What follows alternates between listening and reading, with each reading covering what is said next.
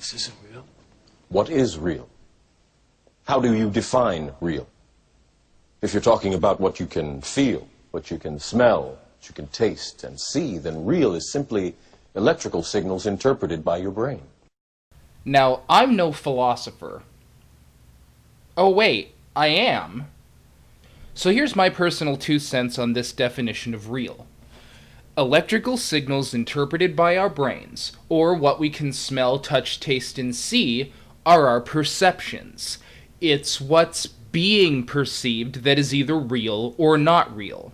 Real is whatever exists whether we perceive it or not.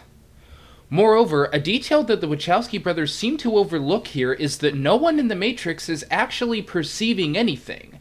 They're all dreaming. That is exactly what the Matrix is, one big mass-induced dream state. The Matrix is a system that messes with people's perceptions in order to make them think that something is there when in fact it isn't. In the same way that our dreams can make us think that we are flying, falling, running, or romancing Christina Ricci when we actually aren't. Hey, a man can dream. Have you ever had a dream, Neo, that you were so sure was real? What if you were unable to wake from that dream? How would you know the difference between the dream world and the real world? The dream argument is a real argument in philosophy which gained a lot of attention when Descartes talked about it in Meditations on First Philosophy. Basically, it was the launching pad for skepticism. When we dream, we do not know that we are dreaming until we awaken, and so our certainty of what is real in the dream is called into question. But what does this say about our being awake?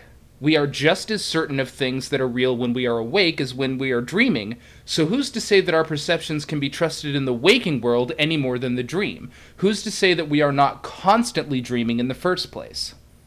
In my view, there are several ways to know that the real world exists while the dream world doesn't, one of which is that the real world remains constant every time we wake up, whereas the nature of dreams change from dream to dream, but let's stick to the movie here.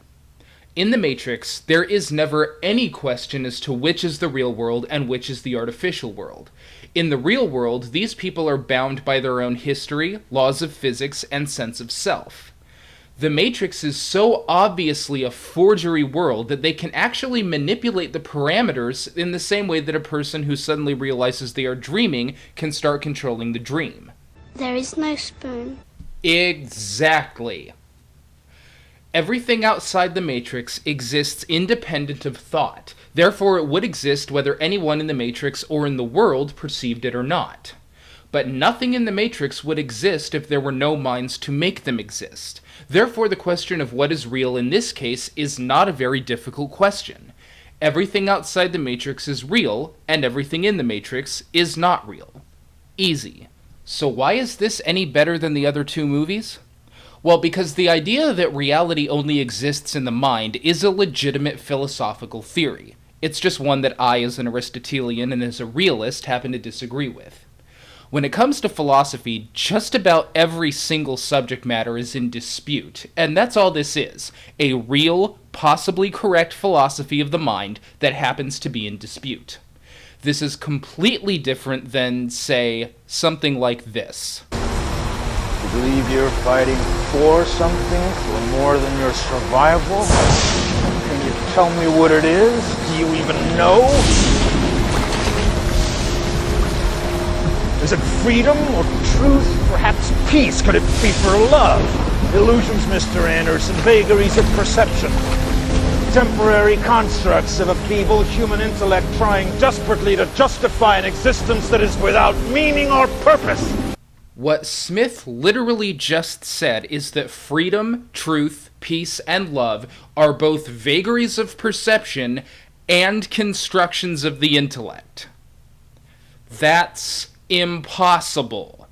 A vagary of perception implies that something is being perceived. You smell something in the air and don't know what it is, and the closest thing your mind can match to it is apple pie. Now, it may be apple pie or it may be something else, but you assume it's apple pie because all your mind has to go on is a vagary of perception. Intellectual constructs can either involve perception or not. We perceive an eagle, we perceive a lion, and the intellect constructs from those two perceivable things a griffin. There is nothing perceivable about freedom, truth, peace, or love. If we're talking about love as a purely emotional state, that might be the exception, but Smith seemed to be discussing it as a metaphysical concept, and given the ending of the movie, that seems to be quite correct. You cannot smell, touch, taste, or see peace, or truth, or justice, or Republican, or God.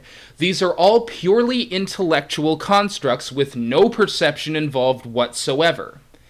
Smith is saying that it's both, which again makes me want to shout at the Wachowski brothers, words have meanings.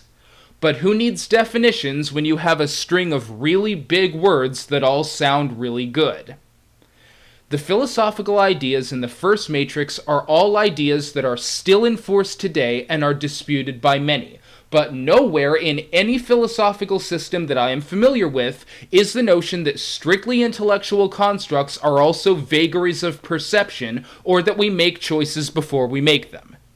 Typically, there are two major schools of thought regarding choices. Either we don't make them, and every action we make is already predetermined in the natural order, or we make choices by exercising free will. Nowhere in any philosophical system that I am familiar with is the notion that we make choices before we make them or understand them. This is just postmodernist blathering meant to sound good and meant to confuse you. The philosophy of the first Matrix was a quasi-Kantian, quasi-Cartesian viewpoint that, whether or not it is correct, can at least make you think about the issue at hand. The philosophy of the Matrix was fine.